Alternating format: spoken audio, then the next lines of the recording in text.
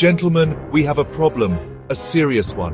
Our Medigap projections for Q4 are down significantly, not just slightly off catastrophic. We're talking millions in potential losses. Matt steeples his fingers, deep in thought. I've reviewed the claim data. Nothing jumps out as blatantly fraudulent. No obvious spikes in unusual procedures or exorbitant billing. Mike slams his laptop shut in frustration. I've run every algorithm I can think of on the data warehouse. No anomalies in membership numbers or provider network activity. It's like the money just vanished. Anchor nervously adjusts his glasses. Could it be internal? A leak? That's what I fear, Anchor, which is why I've brought in Shelley. The door opens and Shelley enters, dressed impeccably, her eyes sharp and observant. Hussein briefed me. Data breaches, insider threats, the usual suspects. But the scale of this suggests something more sophisticated. We're dealing with a ghost in the machine. A ghost that understands company ABC's claims processing procedures intimately. This isn't some random hacker, it's someone inside the system. Shelley will be conducting a full security audit. Matt, you'll focus on internal review, looking for discrepancies in individual claims, even minor ones. Mike, you'll assist Shelley with the data analysis. Anchor, you're in charge of coordinating with legal.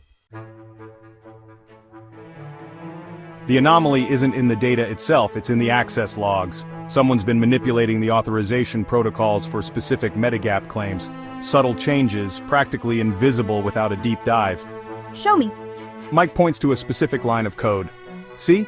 This function, usually only accessible by upper management, has been activated numerous times, always after midnight, by someone with a temporary override.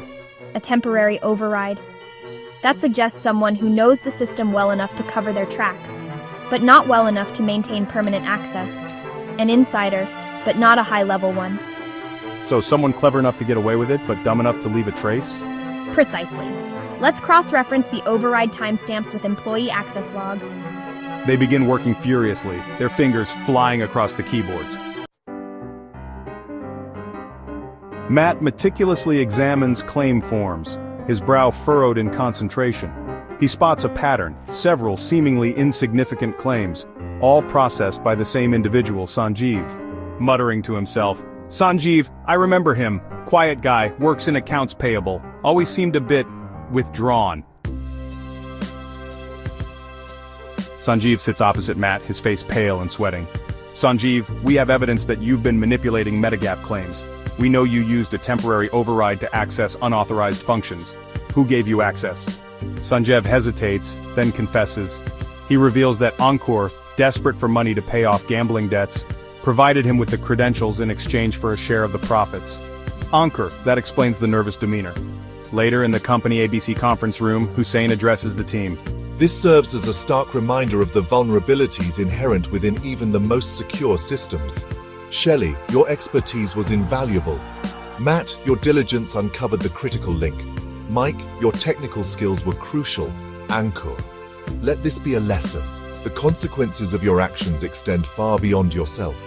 He looks at Shelley. This whole situation highlights a significant gap in our company ABC security protocols. Shelley, I want a comprehensive review and updated security measures implemented immediately. We need to prevent this from ever happening again. We need to secure our Medigap. This isn't just about the money, it's about member trust, and that's something we cannot afford to lose. The case is closed, but the work continues.